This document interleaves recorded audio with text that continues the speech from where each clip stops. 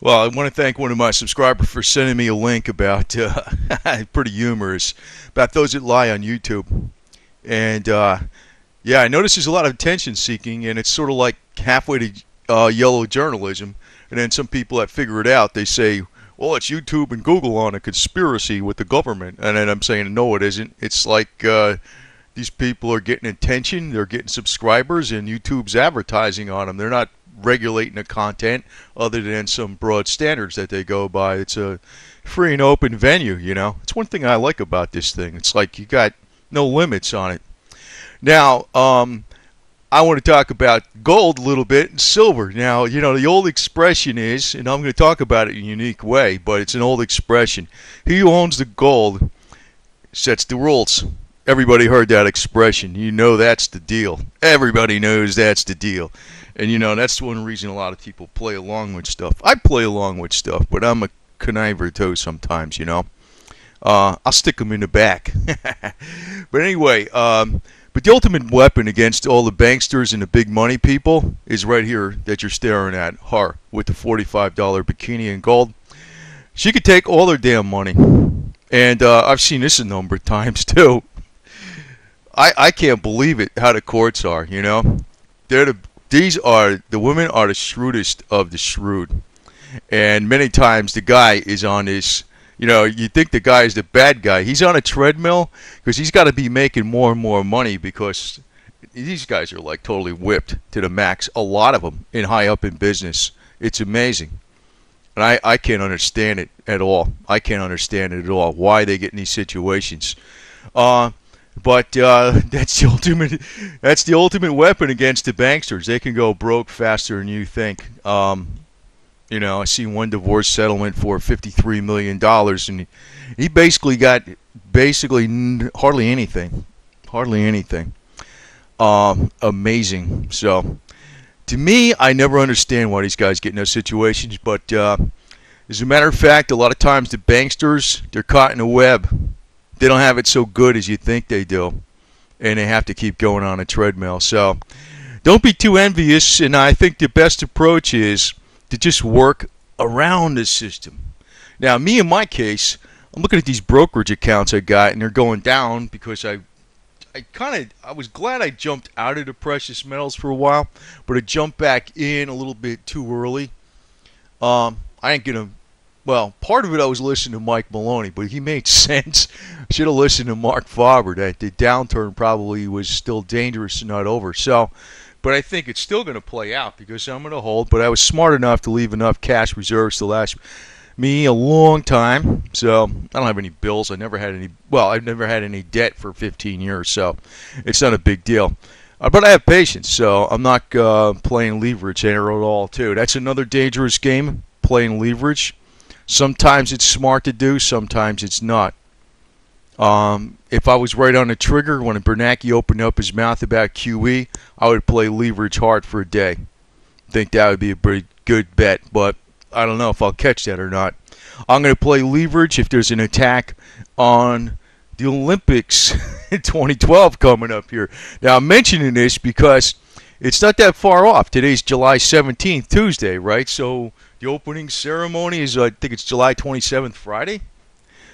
You know, I think it's a crazy-ass rumor, but there's enough things out there that it could happen. So I'll dump into something I see gets highly suppressed on that day, on leverage. And if I get a gain, goodbye, it's out. So that's what I'll do.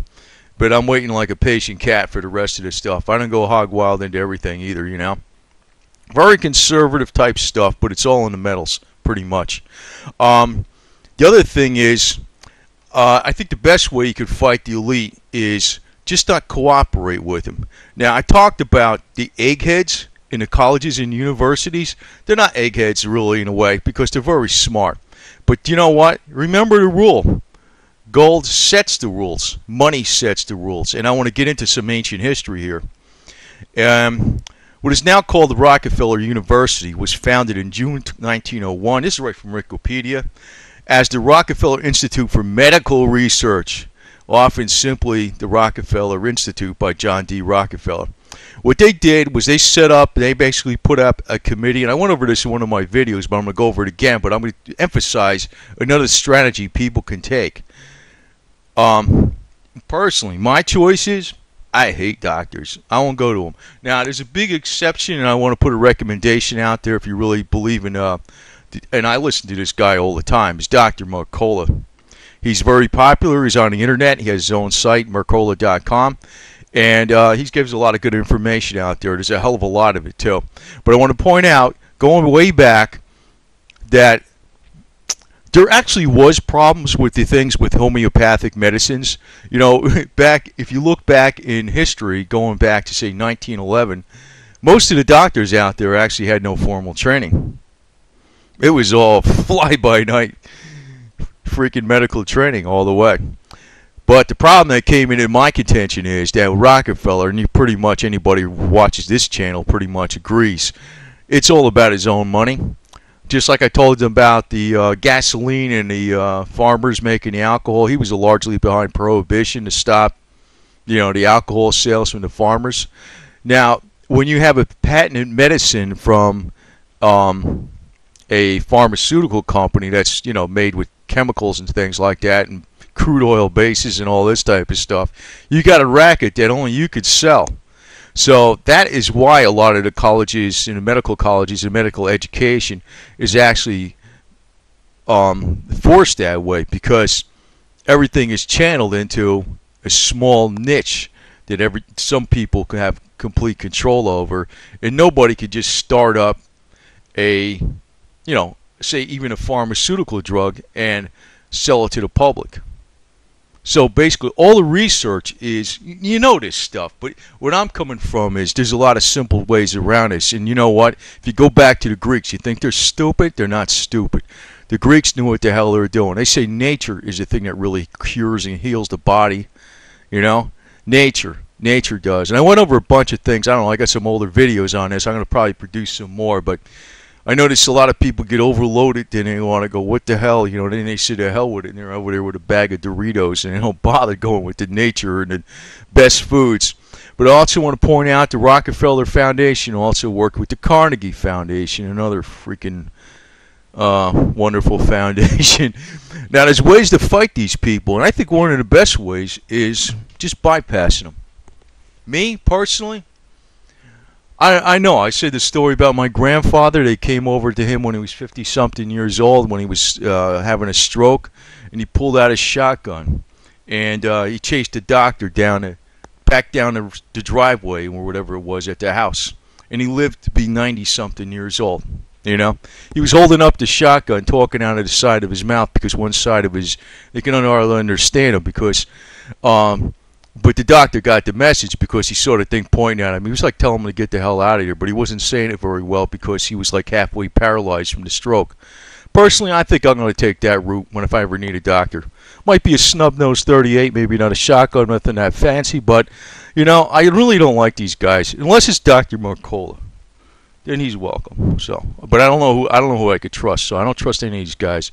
The Carnegie Foundation, they work along with the Rockefeller Foundation, basically the same kind of deal. They set up the educational system for the medical in the United States, the pharmaceutical model. I personally hate this shit. I really can't stand doctors, but I'm really way into healing. So I'm actually a caring person. I understand what true healing is. And if I went in there and I said, well, this oil of oregano that they used way back in the Greeks, and this is not oregano sprinkles, but oil of oregano, is a very powerful antiviral, or olive leaf extract going back to the Romans is a very good healer in a lot of ways too. They'll be saying, no. They would try to synthesize what's in it so they can have an exclusive patent over it, so they can charge you $600 for a bottle of pills that you could get for $3 someplace from nature. And a good example of that is, I know where aspirin's dirt cheap, but what they used to use was white willow bark. That's where aspirin came from, white willow bark for headaches. I don't know. I don't even get any headaches, so I never take any aspirin. I don't take anything. And I don't know. There's people around, if they go 100% natural and they watch their diet, as one woman said, who was 104 years old. He goes, what are the two main things that you used for longevity? Well, number one is she said she watched what you eat. And number two, very interesting thing she said, she stayed away from doctors. Yeah, I call these guys worse snake oil salesmen than the banksters. So I got a beef with these guys big time. But it's always good to know that you got stuff like this, you know, Dr. So-and-so gets hooked up, and you know what? Yeah, he's on the hook forever. He's got to sell lots of pharmaceutical drugs to keep that one happy, so have fun. Anyway, the Carnegie Foundation works along with the Rockefeller Foundation the same way, right? It's set up a specific criteria for the American medical schools. Now, what they did, this is interesting. This is like if you look up the Flexner report, that's Abraham Flexner, which is published in 1910 under the Carnegie Foundation. And of course, they're doing it under a foundation. In other words, you know, this is a foundation. In other words, it's tax-free. It's for like the public good. See, this is how the foundations work. They don't actually do it for the public good. They do it for their businesses. But we got to do it in this way. Like we're helping the general well-being of everybody because there's a problem with the medical community. In actuality, there was, because there was a lot of homeopathic pile of BS out there too. I mean, it's not like it was 100% good. But what they did was they totally got rid of it real fast. And they replaced it with something worse. My contention is if you actually took a large computer database, which they didn't have back then, of all the medicines that were used, practiced by the Indians, which they're very smart, a lot of them, but you know, you just took the various Indian cultures and different medicines they practiced, medicines that were practiced in China and in India, the country of India, also in Africa, and also in parts of Europe, you would actually have a very, very powerful database that would probably combat any disease from nature for a very, very low cost. And it would be nothing would be patented and everything would be basically dirt cheap. Body does heal by itself. But what happened with the Carnegie Foundation was they forced all medical schools to adhere strictly to the protocols of mainstream science. Now that sounds good on the outside, but their mainstream science is patented medicines. And if you don't fund a study, and it's like I said, gold rules, gold sets the rules, you can come up with any answer. This I'm very familiar with. Well, it's just like if you hire an attorney. You could hire an attorney to combat anybody you want, right? I mean, he could be your friend or he could be your adversary, right? That's the same way. He works for whoever pays him. And that's what scientists do. They do the same thing. If you don't think they don't do that, you're very naive. And like I said, shrewdness is far more important than education in a lot of ways. I'm going to point out a couple practical things about these medical thing, and it's probably, I don't know, well, it's going to be very controversial, but who gives a damn. Many medical schools fell short of the standard advocated in the report. Subsequent to its publication, right, nearly half of such schools merged or were closed outright. So they did a major move to get rid of homeopathic medicine. That was actually the thing that was working the best in the United States before, you know, the advent of pharmaceutical medicine. They were actually using even the colloidal silver and the medicinal marijuana oil. That was popular all the way up to the 30s, actually, until they made, in 1937, they made the growing of hemp illegal. Actually, it had to be marijuana, but a lot of people were still growing it as a medicine. Now, it's also interesting back then, doctors, real doctors, way back when, were prescribing heroin to people. Yeah, heroin for every little stupid thing that was wrong with them, and cocaine. These guys are a work of art. And if you just go back to the 50s, I'm not going to throw all this stuff out there because it'll be too long. But if you even go back to the 50s, oh, the cigarette companies were paying the doctors. Here's smoke. You know, Campbell's, a Camel a day. It's really good for you. Smoking was good for you. All the doctors were endorsing Camels and cigarettes and everything else, right? You pay them money, they do whatever they are told. They just look out for their own money. That's all their game is. And this is just human nature with most people.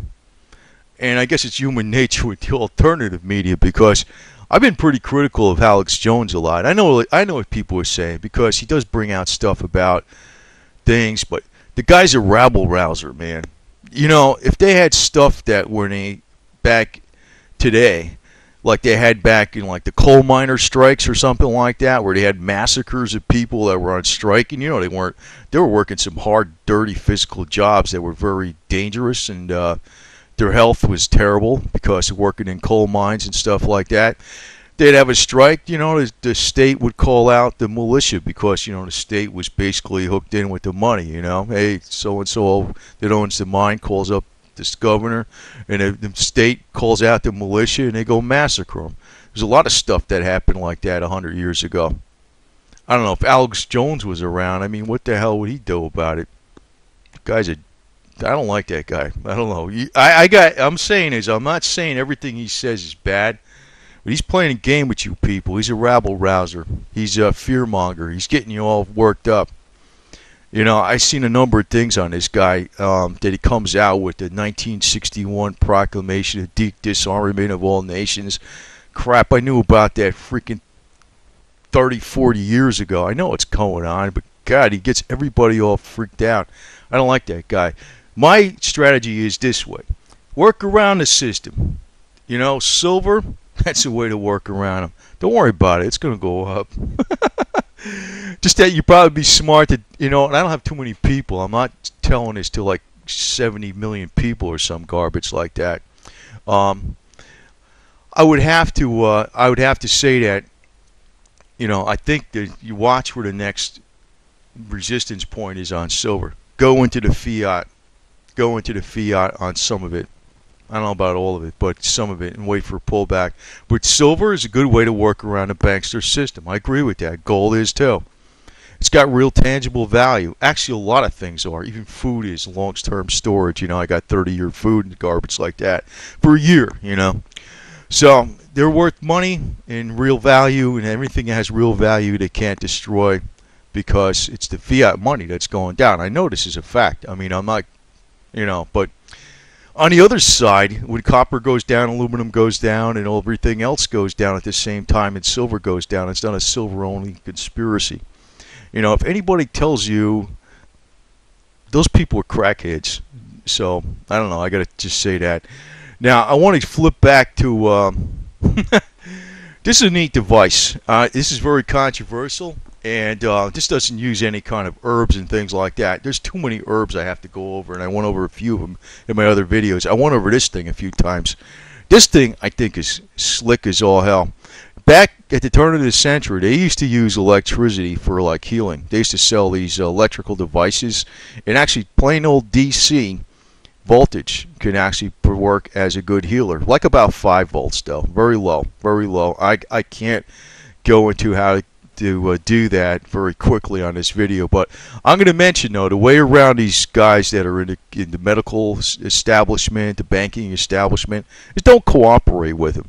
You know, pull your money out of banks, keep it in silver and gold and all that type of stuff. Palladium, I think, is another good one. Platinum. And also, you know, bypass the system. I personally have the opinion, I don't go to doctors, so maybe I'm going to die, so or maybe I won't. I don't know. But I hate them. So I just do my own thing. I do my own research and whatever. This thing, I've done a lot of research on. It's actually from Dr. Robert Beck, PhD. He has he's not a medical doctor. He has a PhD in microelectricity. He developed the electronic camera flash back in 1950 when he was about 19, 20 years old, actually. He's a very smart individual. Worked with NASA and all this garbage. This is basically a copy of a full power device. I like it because it's a full power device. It's about 125 bucks from Silver Smoke Research. They sometimes you can get them cheaper than that, but that's still a very good price. I like this unit the best because what it does is it's off a patent that was actually it was actually discovered, or actually the research was done back in 1991 and 1992. The patent was actually issued in August of 1992. It was Dr. Kaali, K-A-A-L-I, and Dr. Lyman, L-Y-M-A-N. And the work was done by the Albert Einstein College of Medicine in New York City. What it does is actually causes pathogens in the blood not to be able to infect new healthy cells. That means pathogens such as viruses, bacteria, and fungi. So what happens is they basically die off by themselves, and the blood is basically purified of all pathogens. It doesn't work as an actual super cure for everything because pathogens can hide in other parts of the body, can hide in the oral cavities. Now there's ways to use this against that. It can hide in the liver, it can hide in other parts of the body, and it's like a whole big science behind using this device. But I like this because if you use rechargeable batteries with this damn thing, you basically don't buy nothing again. And it also makes colloidal silver, a truly good quality colloidal silver. It's actually a combination of colloidal and ionic. I call it colloidal, and I hope I'm not going too fast because I want to nail a lot of stuff in this one video. But this is a way around a medical establishment.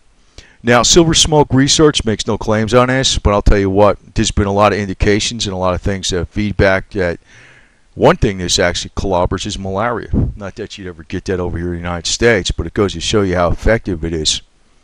And it does work against HIV in a petri dish, but in the case of that stuff, a lot of that is actually inside the gut of the stomach. Actually, that's where 80% of your immune system is.